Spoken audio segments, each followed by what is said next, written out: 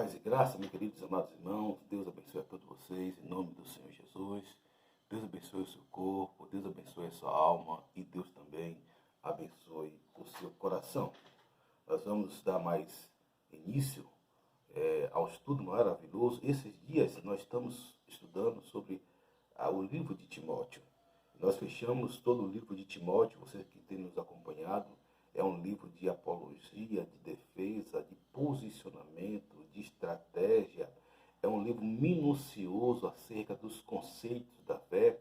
Ele é um livro mais atual, contemporâneo para os dias de hoje, no sentido de você ser pragmático na fé, no sentido de você ser dogmático na fé, no sentido de você ser quem você precisa ser sem depreciar a fé em Cristo Jesus.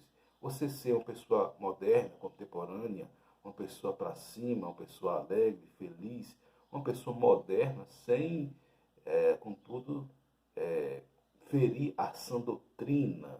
O que nós vemos nos dias de hoje, queridos, a sã doutrina é muito prejudicada.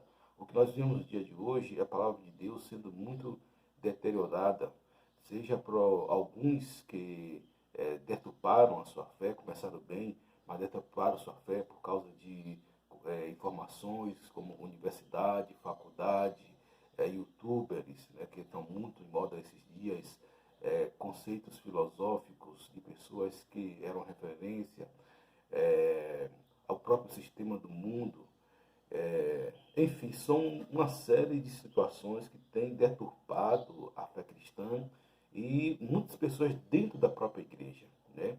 Hoje em dia, você vê que tem pastores, líderes, né, que realmente, infelizmente, têm se deixado se levar por uma filosofia que não está de acordo com a palavra de Deus, que não é a sã doutrina. E quando eu falo, querido, sã doutrina, eu não falo de questões religiosas, né? Não falo disso, não falo de coisas fúteis e vis, eu falo de profanação e blasfêmia, que são o ápice do pecado. Eu falo do ateísmo, eu falo do humanismo, eu falo do ser em si sobre todas as coisas, inclusive Deus, né? Onde surgem vários movimentos, independente de origem partidária, aonde as pessoas querem colocar os seus preceitos acima de Deus, né? Então, eu sempre falo que o meu partido é o céu, o meu partido é o reino de Deus, meu partido é a palavra de Deus, o meu partido é o corpo de Cristo, o meu partido é a noiva do Cordeiro, né? O meu partido é a Bíblia, né? Meu partido é a vontade de Deus, o meu partido é fazer a vontade de Deus. Então, eu vejo que muitas das vezes as pessoas, até cristãos, eles são apanhados sutilmente, de forma astuta, de forma sutil e sagaz pelo inimigo, quando ele toma uma causa que não é dele. A nossa causa é o Evangelho, queridos. Nós temos uma causa. Todo cristão tem uma causa que é o Evangelho. Não existe cristão de esquerda, de direita, de centro, de norte, do sul, não. A causa do cristão é o Evangelho. Por isso que o apóstolo Paulo não se envolve, falou para Timóteo, não se envolva com questões loucas desse mundo. Com tudo isso, eu acho que você precisa assim opinar, você precisa assim dar a sua opinião, mas até onde o seu limite espiritual, evangélico, lhe permite. Amém? E nós vamos terminar essa carta, queridos. Eu amei o livro de Timóteo, que a gente está acompanhando, é fantástico, né?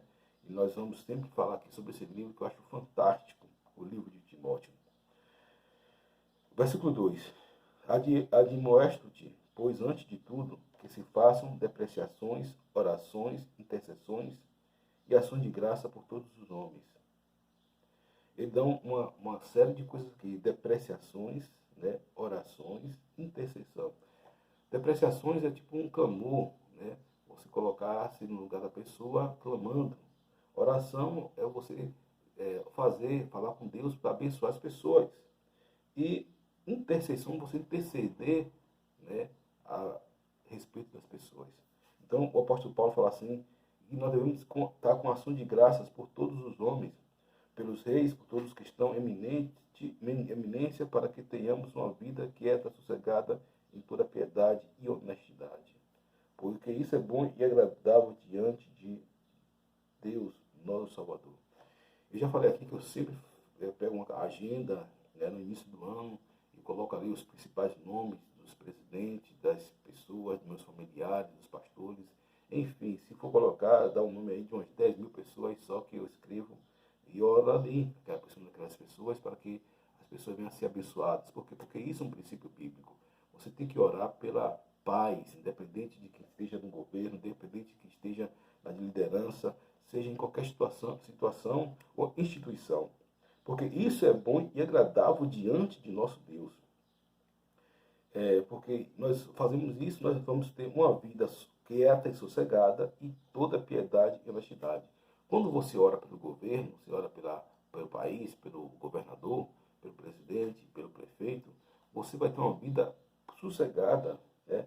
E você vai exercitar piedade, o amor e a honestidade, queridos. Porque você precisa ser leal consigo mesmo para ser leal com os outros, né? Então, é interessante que quando alguém já dizia que quando a igreja vai bem, tudo vai bem, né? Aí eu acho uma ponderação muito pertinente que ele fala aqui, que fala o seguinte, que Deus quer que todos os homens se salvem e venham conhecimento da verdade. Que quer que todos os homens se salvem, que venham ao conhecimento da verdade. Deus, queridos, a mentalidade de Deus é uma mentalidade amorosa, totalmente diferente de nós, né?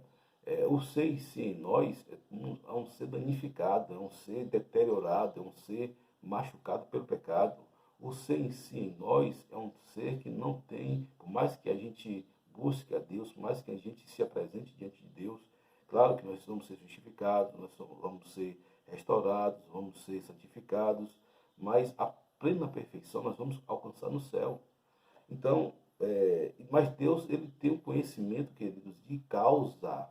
Por exemplo, quando você vai olhar na Bíblia, dois homens que, você olhava assim, não tinha salvação para esses homens, que foi Manassés, Manassés e Nabucodonosor. Você vai ver Deus salvando esses homens, homens ímpios, homens tiranos, homens que eram cruéis. Então, se Deus salvou Manassés e Nabucodonosor, Deus só poderia salvar qualquer outro homem. Agora, claro que eles se humilharam, eles confessaram seus pecados, eles se arrependeram, eles pagaram o precinho deles, né? Não foi assim, ele aprontou, todas se converteu e foi tudo um mar de rosa, não. Eles pagaram o preço deles.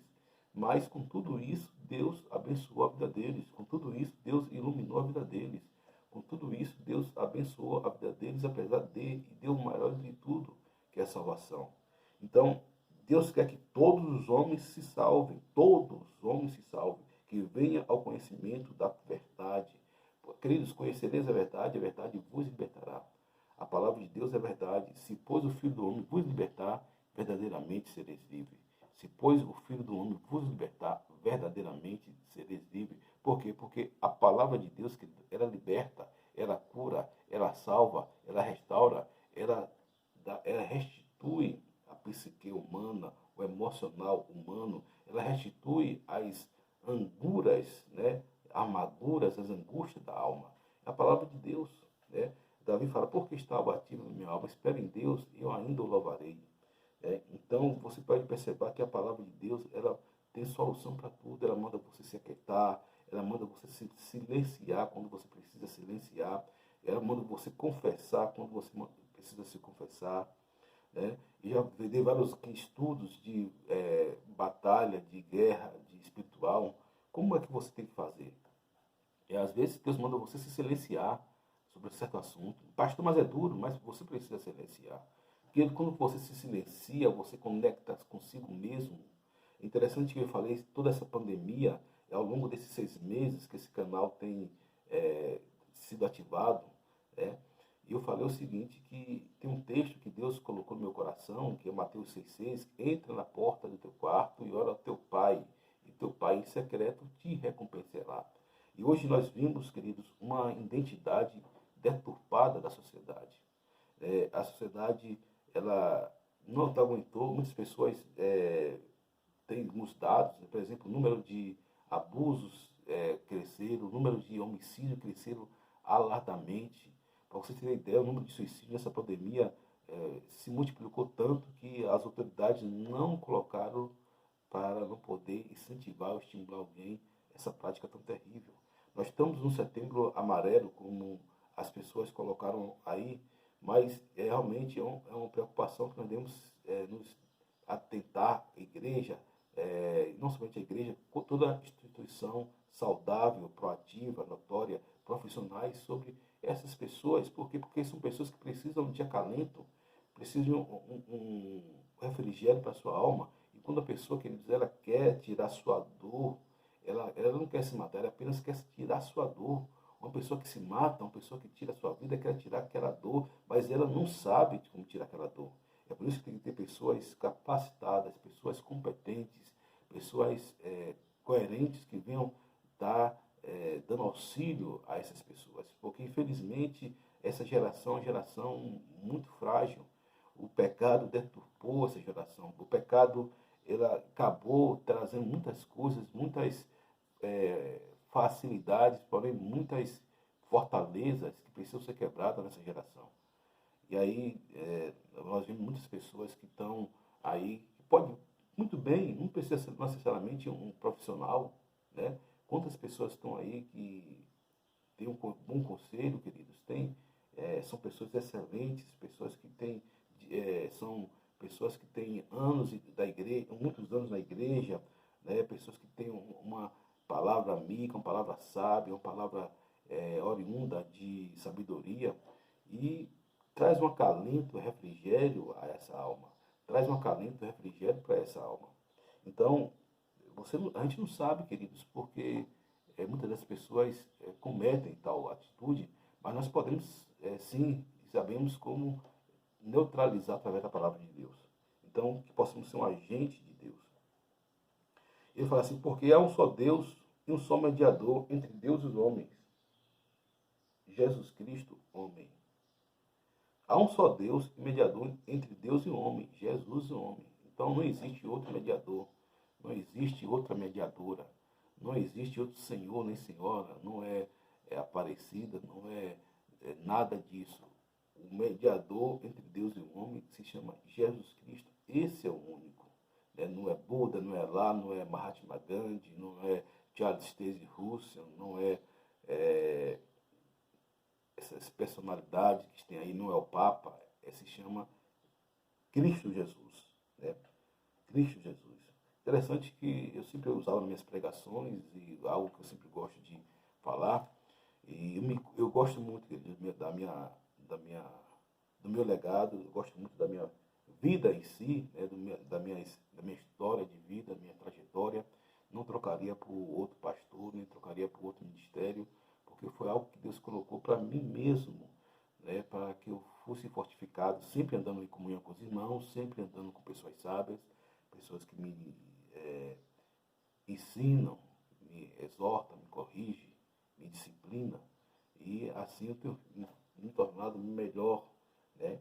E eu vejo uma questão muito grande na minha vida, que eu sempre falo o seguinte, que cada dia mais eu melhoro, cada dia mais eu prossigo para o alvo da soberana vocação em Deus em Cristo Jesus.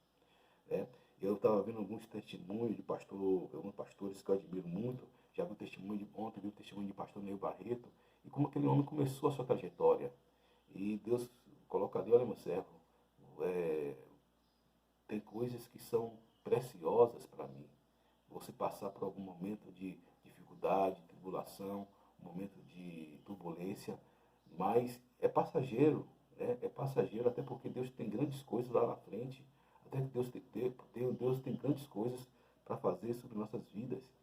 Né? Eu me lembro que o pastor Neil Barreto, ele foi um pastor, né, na Betânia, quando ele chegou, ele falando sobre que a igreja tinha 50 membros, mas Deus trabalhou na vida dele, porque Deus trabalha em nós, dentro de nós. Agora imagina um homem daquele, foi para psicólogo, teve surto, psicomáticos, né, psicossomáticos, e Deus restaurou a vida dele. E quem não teve, né? Mas porque para você crescer, você precisa de um boom, você precisa de algo que venha lhe jogar para trás para você avançar. Muitas das vezes, queridos, é isso que Deus faz. Quando Deus está colocando algo, tirando algo da sua vida, ou Deus está lapidando, Deus está lhe puxando para trás para você avançar, para você dar aquele boom, Você já viu aquele estilingue? Aí você estica assim para trás e solta. Quanto maior você estica para trás, maior a força que vai levar ele para frente. E as mesmas coisas Deus faz. Deus tem informações que nós não temos. A única coisa que Deus pede é o que? É firmeza, fortaleza, perseverança, né? Porque nós passamos pelo teste da integridade. Pelo teste da integridade. Todos nós passamos pelo teste da integridade, né? Daquilo que nós fazemos, que sabemos que é certo fazer. Às vezes passamos por teste que nós fazemos, né? Porque nós sabemos que nós vamos fazer, porque é certo fazer, a despeito de qualquer coisa, que nós possamos fazer. Então, e na minha caminhada, como estava falando, então, tem um texto que eu sempre falo o seguinte, que quando você chega nos maiores túmulos, né, dos maiores religiosos, né, do contemporâneo, né, que não dá tempo de falar todos, por exemplo, você chega no túmulo de Charles Taze Russell, fundador do Testemunho de Jeová, vai estar escrito, eis aqui os restos mortais de Charles Taze Russell. Se você for no túmulo de Mahatma Gandhi, vai estar escrito, eis aqui os restos mortais de Mahatma Gandhi, um grande pacifista. Se você for no túmulo até mesmo de Buda, né, ou Siddhartha Gautama, vai estar escrito, eis aqui os restos mortais de Buda. Né?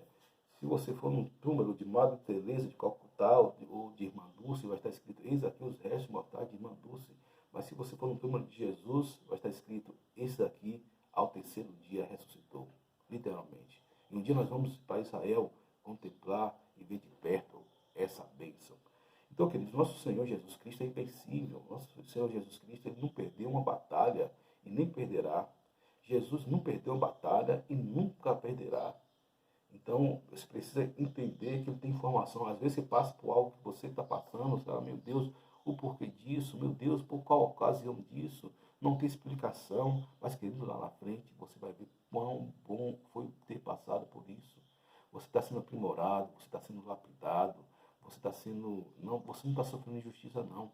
Mude seu mindset, mude a reconfiguração da sua vida, mude a sua convergência, mude a sua transfundação, né? Mude aquilo que você precisa mudar. Eu já falei aqui sobre convergência, transfundação, já falei aqui sobre esses conceitos que você precisa mudar, a ressignificação, você precisa mudar tudo isso, dar um novo significado à sua vida. Às vezes a pessoa passa por prova, por tribulação, passa por intempéries da vida, aguras da vida, né? E as pessoas começam a culpar Deus ou começam a voltar para si mesmo e ninguém volta para a palavra. Nós devemos voltar para a palavra, queridos. A palavra tem resposta para tudo. Às vezes Deus fala, mandar você se calem. Se calem. Nas grandes tribulações de um homem de Deus, da mulher de Deus, qualquer tribulação, o que Deus fala é que cale-se. Cale-se. Até um homem sábio, a Bíblia fala que até o tolo é tido como sábio como se cala. Até o tolo é tido como sábio como se cala. Até o tolo. Porque, querido, o silêncio, ele chacoalha as mentes mais perversas, ele deixa confusa as mentes mais insanas, ele deixa perdido, igual uma barata tonta, as mentes mais cruéis. É o silêncio. Porque o silêncio, queridos, é uma arma dos sábios. Os tolos não sabem silenciar. Os tolos só querem falar, falar, falar, falar. Quando falar, é falar na hora certa, na hora errada, para a pessoa errada, no momento errado, de forma errada. Né? Então você tem que. Muitas das pessoas, queridos, que lhe perseguem, que se levantam contra você, o que elas precisam é apenas do seu silêncio. Apenas precisa do seu silêncio. Alguém já dizia que o silêncio ele vale mais em alguns certos casos do que um grande discurso. Um silêncio em certos casos, na maioria dos casos, né? Principalmente casos de afronta, onde há porfias, né? Onde há emulações, dissensões, heresias, vale mais do que um grande discurso, até porque se você dá um discurso, por mais coerente que seja, por melhor que seja, por mais sublime que seja, a um tolo, ele vai desprezar a palavra do conhecimento, vai ser como esterco para ele. Mas o silêncio não. O silêncio, Deus trata com ele e ele trata consigo mesmo. Ele é obrigado a, por mais perverso que ele seja, por mais tirano que ele seja, por mais cruel que ele seja, por mais tolo que ele seja, ele é obrigado a pensar consigo mesmo. Ele é obrigado a se remeter consigo mesmo. E com certeza ele vai ser tratado. De alguma forma ele vai ser tratado. Quando você se dá o silêncio, a pessoa ela vai ser tratada no seu íntimo, vai ser tratada no seu bojo, vai ser tratada no seu âmago. E 2, 3, 4 anos, ninguém sabe, não sei, você vai ver porque foi bom você se calar, se silenciar. Toda vez que algumas pessoas chegam para mim, pastor, me ofenderam, pastor, me chamaram disso, me chamaram daquilo, ou das duas coisas, ou você se cale, ou você para abrir a boca, abre a boca para abençoar a pessoa, ou para falar uma palavra que seja melhor do que o seu silêncio. Eu via sempre um pregador aqui na Rede Super, e ele falava o seguinte: cuide do que suas palavras seja melhor do que o seu silêncio. Quando você abrir a boca, cuide. O nome dele acho que é Vanderlei alguma coisa. Pastor Vanderlei da Batista Lagoinha. E ele sempre terminava com uma frase assim: cuide para que a sua palavra seja melhor do que o seu silêncio. Então, queridos, o silêncio é algo que enobrece um homem, o silêncio é algo que exalta um homem. Jesus ficou em silêncio, Moisés ficou em silêncio, todos os homens de Deus ficaram em silêncio quando as pessoas pensaram que ele ia falar. Né? E quando falaram, palavras sábias de sabedoria humana. E é uma coisa que eu confesso a vocês que eu gosto muito, mas gosto muito mesmo de pesquisar os sábios, andar com os sábios. Eu fui forjado para isso, né? Tanto na minha igreja como na minha psique, no seminário, né? Na minha casa, ouvindo vários sábios. Então eu falo sábios, queridos, eu tenho um texto, você vai pegar no Instagram, você vai ver grandes teólogos, né, da Assembleia, e falo teólogos mesmo, teólogos da Assembleia de Deus, falo teólogos da Adventista, teólogos da Presbiteriana, né, teólogos batistas, teólogos da Universal, teólogos de várias outras igrejas. Por quê? Porque na multidão de conselho é sabedoria. Eu gosto muito de ouvir. Agora, claro que eu tenho seleciono tudo, porque, queridos, como diz, Deus falou para Elias, tem 7.000 que não se dobraram a Baal. A coisa mais linda desse mundo, queridos, é a igreja do Senhor. Não importa se ela era um grande bairro chique, lá no São Paulo, no Morumbi, ou lá em Nova York, não importa se ela é no sertãozinho aqui, a igreja do Senhor é a coisa mais linda desse mundo. É algo que me encanta a igreja do Senhor. É algo que eu me debruço para estudar. E eu louvo a Deus por ser pastor. Eu louvo a Deus porque eu trabalho nessa causa, eu milito essa causa, de fato de direito, né? Tenho as marcas de Cristo, tenho a minha vida, a minha trajetória é toda nessa, na igreja do Senhor, né? Como um bom obreiro, procurando ser um bom obreiro.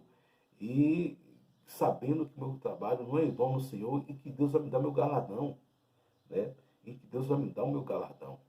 Então, às vezes eu coloco aqui na minha agenda as várias igrejas que eu preguei no ano, faço um resumo de quantas igrejas eu preguei no ano, do corpo de Cristo, da noiva do Cordeiro, tiver 2 ou 3 ali, da oração que eu faço, né, a Deus, da oração que Deus, do meu íntimo com Deus, né, da comunhão com os irmãos, das mais diversos tipos de igreja, enfim, eu sou apaixonado pelo corpo de Cristo, pela noiva do Cordeiro.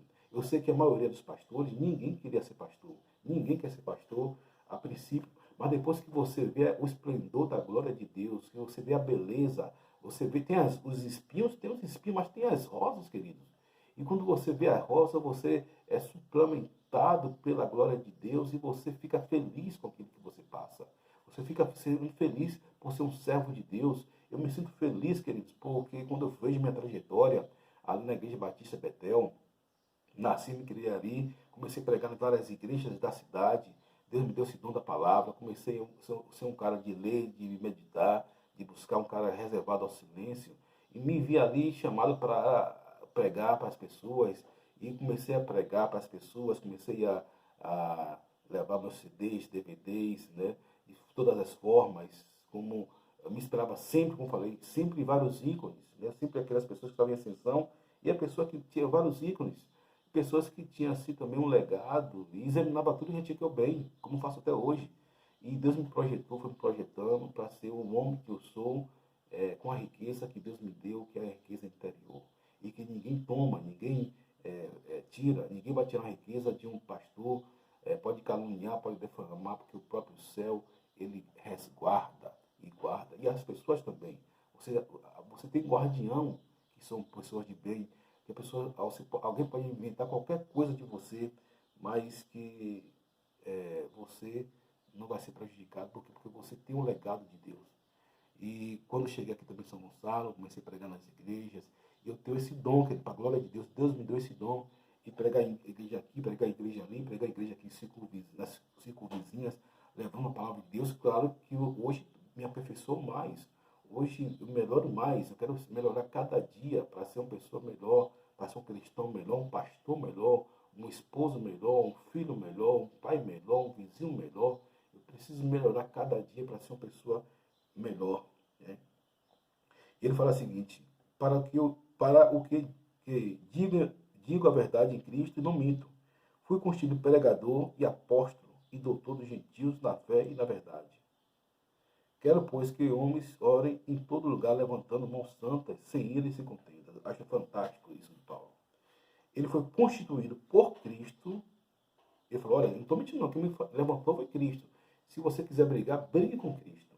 Como pregador, né? Pregador e apóstolo. Apóstolo é aquele enviado, né? Apóstolo é aquele que foi enviado. Porque o apóstolo Paulo foi muito contestado no seu ministério pela coisa que ele fazia antes. E doutor dos gentios, ou seja, daquelas pessoas que estavam fora de Israel. O apóstolo Paulo, na verdade, ele foi um precursor, um grande precursor, o maior precursor que Jesus Cristo usou para que o evangelho chegasse a todas as nações, né, depois de Israel, a todas as nações. Um grande responsável. Nós devemos ser muito grato a Deus pela vida do apóstolo Paulo, porque se eu e você temos a palavra de Deus, se eu e você temos a Bíblia Sagrada em nossas mãos e temos a revelação da palavra de Deus, um desses grandes homens foi o apóstolo Paulo, quem se encarregou, né, pelo seu talento, pelo seu dom, pela sua sabedoria, pela sua destreza, pela sua perspicácia divina, a levar a palavra de Deus. Aí você vai ver, a perspicácia, a destreza é diferente de um cara que é astuto, sutil e sagaz. Perspicácia e destreza é de quem é perito e sábio para algo altruísta. As coisas sutil, astuta e sagaz é algo de pessoas que só querem levar vantagem, que é pessoas avarentas, pessoas gananciosas. Então, o apóstolo Paulo, você pode perceber que tanto o mal tem suas formas de as pessoas serem, mas também Deus tem suas formas de pessoas proativas de pessoas serem. Quero, pois, que os homens orem em todo lugar, levantando mãos santas, sem ira e sem contenda. Queridos, você tem que orar em todos os lugares. Uma coisa que eu pratico também é oração em todos os lugares. Eu vou em um lugar, oro discretamente, sussurro, né, nos meus lábios, né, e peço a Deus que Deus abençoe aquele lugar. Né, seja em qualquer lugar, abençoando aquele lugar. Né, ou repreendendo, ou dando direção, enfim. Você tem que orar em todos os lugares, levantando mãos santas, sem ira, né, e sem contenda. Por quê? Porque muitas das vezes o cristão ele está tomado, né, do farisaísmo. Ele é um cara contencioso, ele é um cara irado, ele quer se aparecer, muitos obreiros estão ali, eles querem ser vistos, ele quer ser notado, ou ele não foi trabalhado no nascer de novo, e ele se torna uma questão de apenas um projeto que está ali para marcar a presença. Ele não pode ser assim. Eu me lembro também que falei, Senhor, eu quero nascer de novo, né? Então minha história, querido, depois eu vou falar aqui um pouco da minha história é uma história muito bonita, porque às vezes eu vejo pastores aí, é muito bom, e assisto a trajetória de alguns pastores, onde foi no meu Barreto, vi a história de pastor Silas, vi a história de pastor Jeremias Pereira, vi a história da Bispa Cléo, vi a história do pastor Oswaldo Lobo, vi a história do pastor Moabel Pereira, e dentre tantos outros pastores relevantes. Se fosse escrever aqui, não daria tempo de falar de todos eles. Mas eu me identifico na cada história das pessoas, porque eu tenho um ditado que eu coloquei, sempre coloco no Instagram, e o meu Instagram, por algo, creio que pareça, é algo que é visto por milhares de pessoas, inclusive pessoas, celebridades fortíssimas, né? E eu não quero ter seguidores, eu quero ser ouvido, como já dizia o pastor Mabel. E ali eu prego a cruz de Cristo, prego o Evangelho. E eu sempre falo o seguinte no meu Instagram, quem tem meu Instagram sabe disso.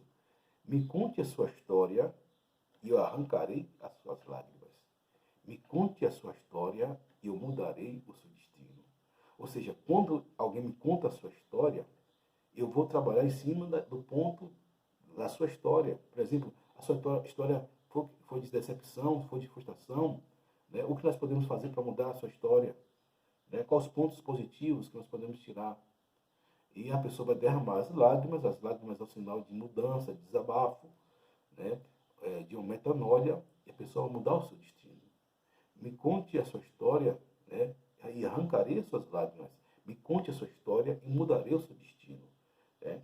Foi quando eu preguei, tem ponto e vírgula na sua história. Uma pregação que eu gravei no meu DVD, foi até gravada aí para meu pai, no presidente Moacir. E o tema foi esse. Tem ponto e vírgula na tua história, porque o diabo coloca um ponto final, mas Deus coloca um ponto e vírgula. Não, meu amigo, você vai caminhar, você vai avançar. Tem muitas coisas que eu quero fazer, muitos homens de Deus. Depois eu vou trazer essa pregação aqui. Tem ponto e vírgula na tua história. Tem ponto e vírgula na tua história. Amém? Então, queridos, que Deus abençoe vocês. Estamos terminando aí mais esse livro fantástico, o livro de Timóteo. Né? Estudamos 5 capítulos, os 6 capítulos de Timóteo. Você pode estar aí e leia tudo, né? Observe tudo, escute tudo, porque vai aumentar a sua fé, eu garanto isso. Você vai ser abençoado. Vamos voltar com uma mensagem amanhã, uma mensagem que vai abençoar o seu corpo, a sua alma, o seu coração. Continue orando por nós, para que esse canal venha a ser uma bênção, e orando para nossas vidas, para que possamos ser reflexo, luz da cruz e da glória do Senhor Jesus.